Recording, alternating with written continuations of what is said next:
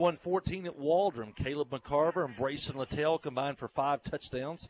They both went over 100 yards rushing. McCarver was 160 yards rushing and 3 touchdowns. Littell 115 yards rushing and 2 touchdowns. Yellow Jackets led 44-6 at the half. Derek Infante also chipped in a 33-yard field goal and 6 extra points last Friday night on the Yellow Jackets' longest road trip of the season down to Waldron. Mena beat Dover last week 42-8. Senior quarterback Michael Sullivan passed for over 300 yards and 5 touchdowns in the win over the Dover Pirates. This is the first ever meeting between these two schools as far as the series goes. And mentioned Mena 8-0 for the first time since 1996, 7th straight playoff appearances.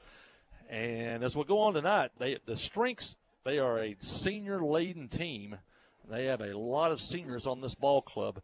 And they're going to run the gun tee offense. It's basically the wing tee run out of the shotgun, and we'll see a lot of running tonight out of Mena. This will be a physical game at the line of scrimmage. You'll see a lot of collisions tonight at the line of scrimmage in this one. A note on them is the quarterback. They have a starting quarterback returning. He left the program at the beginning of the summer, went to Sheridan to play for head coach Kevin Kelly.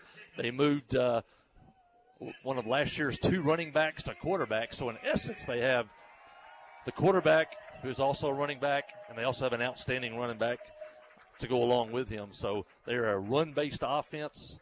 We'll see tonight. It's if you remember the games the Yellow Jackets have had over the years with Batesville Southside, it'll look a lot like that. A lot of running, a lot of physical play, and this will definitely be one of the top teams in 4A. And as the coach said this week, though, Clinton is the best team that they've played this season on their schedule. They've scored 300 points this season. That's 37.5 points a ball game. Last year, in 11 games, they only scored 270 points. They've already topped last year by 30 points. They've averaged 37 points a game this year. They averaged 24 points a game last year. They only give up 11.5 points on defense. Last year they gave up 332 points and 33 points a ball games. They've really improved their defense, and they're scoring more points this year. How much improvement is that based on the conferences?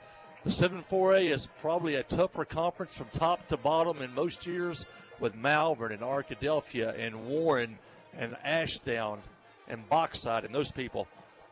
Some of those stats are based on the conference, but believe me, watching film this week, this is a legitimate team. They are very good, and it will take everything the Jackets have tonight to pull off a victory here at Jim Tumleson Field. And hopefully the home field advantage, the Yellow Jackets have won 7 of their last 8 at home and 12 of their last 13 here at Jim Tumleson Field. So hopefully the home field advantage will play a role. I think turnovers will be a key in this one for both teams.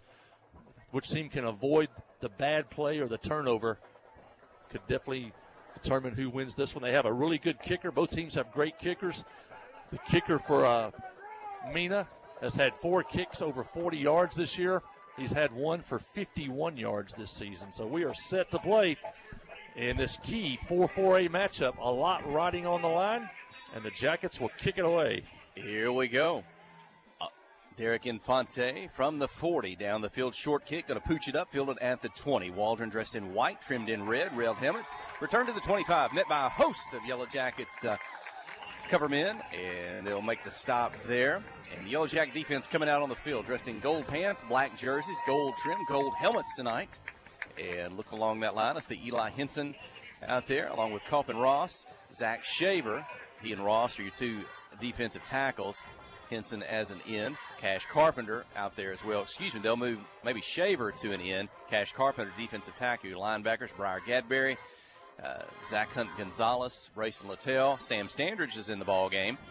And I see Colton Warren, Caleb McCarver, Joshua Fultz, and I think that's going to be Landon McNabb. Players will watch quarterback Michael Sullivan, running back Brody Peters.